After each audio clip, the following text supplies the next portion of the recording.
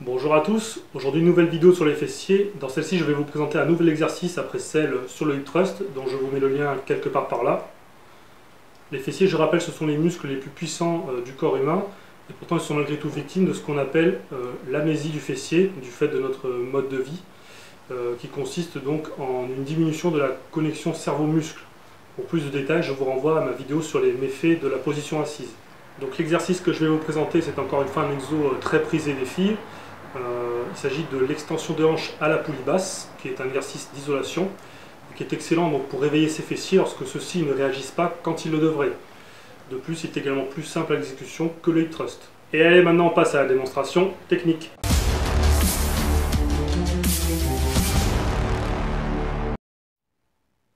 Donc pour effectuer cet exercice, on va utiliser une sangle qu'on attache à la cheville, puis on l'accroche à la poulie. Ensuite, on va se pencher dos droit pour étirer le fessier au max. Puis on effectue le mouvement en remontant le plus haut possible avec la jambe pas complètement tendue mais légèrement fléchie. On fait une petite rotation à la fin pour aller dans le sens des fibres et bien contracter le grand fessier, mais aussi aller chercher un peu le petit et moyen fessier, en sachant que le petit et moyen fessier de la jambe d'appui travaille en stabilisation. On peut sentir aussi les ischio-jambiers et lombaires. Pour limiter le travail des ischio-jambiers, on évite d'être complètement tendu et on peut incliner encore plus le buste si on ressent trop le travail au niveau des lombaires. La principale erreur à ne pas faire, c'est celle-ci. Il ne faut pas cambrer et remonter le buste. Les fessiers ne travaillent pas plus et ça crée un pincement au niveau de la colonne vertébrale et un travail des muscles de la zone lombaire qu'on cherche donc à éviter ici. Ensuite, on va parfois ce genre d'exécution avec la jambe fléchie au départ, suivie d'une extension du genou. Alors le but recherché, c'est certainement un meilleur étirement du fessier. Le problème, c'est que lorsque vous allez tendre la jambe, vous allez beaucoup plus recruter le quadriceps et ce au détriment du grand fessier.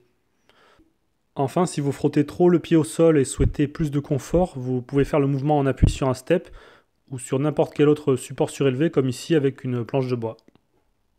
Voilà pour l'exécution du mouvement. C'est donc un excellent exercice pour réapprendre au corps à utiliser ses fessiers par la répétition régulière du mouvement. C'est en effet la répétition qui va vous permettre d'améliorer le recrutement moteur et donc d'obtenir un chemin nerveux de qualité et donc par conséquent une bonne contraction musculaire. Pouvoir contracter ses fessiers correctement va vous permettre d'éviter ou de corriger le déséquilibre musculaire entre l'avant et l'arrière du bassin, donc entre l'ensemble quadriceps, psoas-iliaque et les fessiers, et donc de mieux stabiliser les hanches et le bassin, ce qui est important puisque lorsque les hanches et le bassin ne sont pas stabilisés, on peut obtenir des douleurs ou des inflammations dans cette zone, voire en périphérie comme dans la zone lombaire par exemple. Un autre intérêt de cet exercice, c'est qu'il est effectué en unilatéral, ce qui permet de mobiliser un peu plus de force qu'en bilatéral. En effet, le signal nerveux se dirige vers un seul membre plutôt que d'être partagé, entre guillemets, entre les deux, donc ce qui permet d'optimiser la contraction musculaire.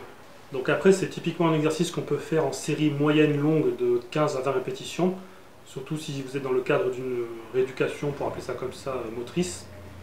Donc on pourra le mettre en échauffement d'une séance axée fessier.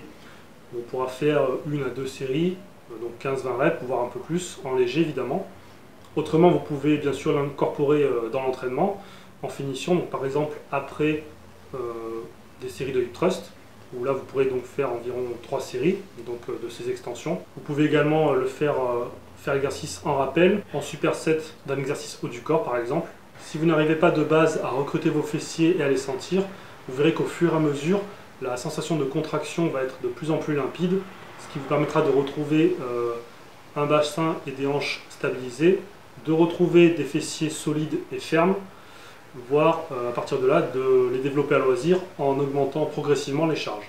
Et enfin, qui dit recrutement moteur corrigé dit que les fessiers participeront mieux sur les exercices polyarticulaires du bas du corps, tels que le squat, les fentes ou encore le soulevé de terre. J'espère que cette vidéo vous a plu et vous a appris des choses. Si vous aimez le contenu que je propose, je vous invite à me rejoindre sur Facebook, Twitter et Instagram. Les liens sont dans la description. Je vous dis à bientôt sur la chaîne Kaioken Training. Salut!